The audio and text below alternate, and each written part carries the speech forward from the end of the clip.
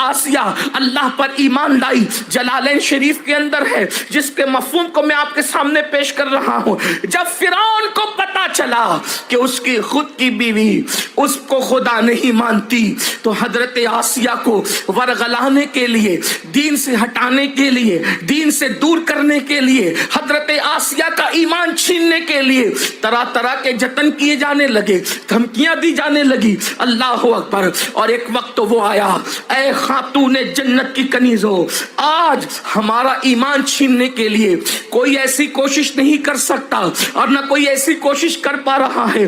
अल्लाह अकबर। हुकूमत फिरौन की थी, फिरौन ने हुक्म दिया।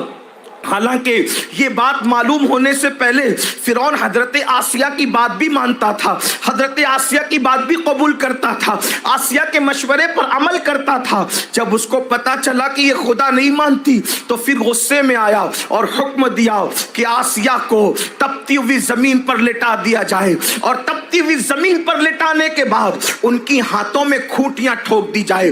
कील की खूंटियां हजरत आसिया के हाथों में ठोक दी जाए। इसी तरीके से पैरों के पंजों में हजरत आसिया के पैरों के अंदर कील की खूंटियां ठोक दी जाए। मैखें उनके पैर और हाथों में ठुकवा दी गई। अल्लाह अकबर।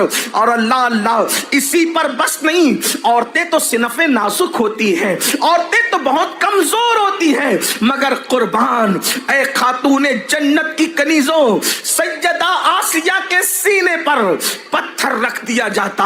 हाथों के अंदर कील ठोके हुए हैं, पैरों के अंदर कील ठोके हुए हैं, और हजरत आसिया के सीने पे पत्थर है। और उसके बाद फिर कहा जाता, आसिया अब भी मूसा के रब को खुदा मानने की बजाय फिरौन को खुदा मानो, तुम्हें आराम मिलेगा, वही राहतें मिलेगी, वही नर्म बिस्तर मिलेगा, वही सब कुछ मिलेगा। सैयदा आसिया कहती, सारे दुख सह लेंगे, ये दुनिया के दुख तो आरजी है, एक मुद्दत के लिए है, मगर आखिरत का दुख हमेशा के लिए है।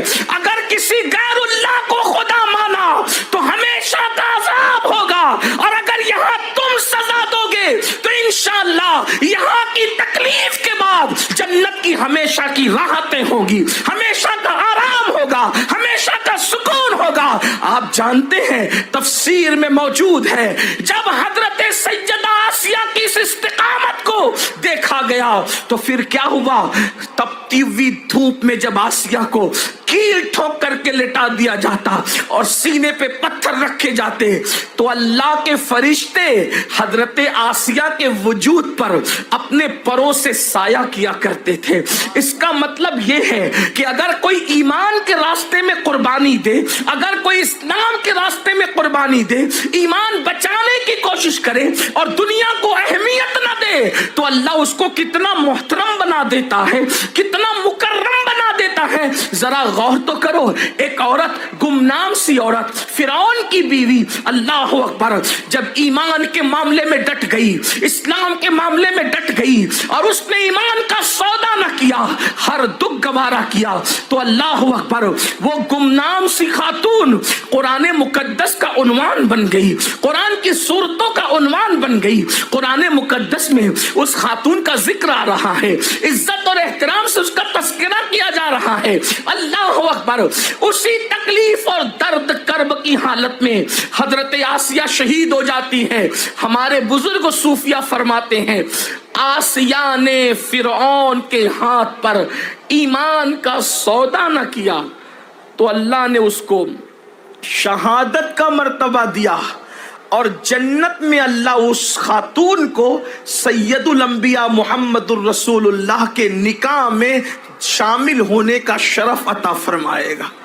हजरत आसिया को अल्लाह के रसूल अलैहिस्सलातु व तस्लीम के निकाह में शामिल होने का शरफ नसीब होगा। आप अंदाजा फरमाएं, बात सूफियाए किराम का ये कौल है, अल्लाह अकबर, ऐ खातून जन्नत की कनीजों, आज भी कभी कुछ लालच देकर, कभी कुछ लालच देकर इस्लाम से वरगलाने की कोशिश की जाती है। नहीं नहीं, ये दुनिया की मालो मता, ये दुनिया के हालात, ये आर्जी तौर पर है। माज़अल्लाह, اگر کسی منکر اسلام کا ہاتھ پکڑ کر شوہر بھی مل جائے اور وہ بالفرض وفاداری بھی کر لے تو آخر شوہر اور بیوی کا ساتھ کب تک رہتا ہے؟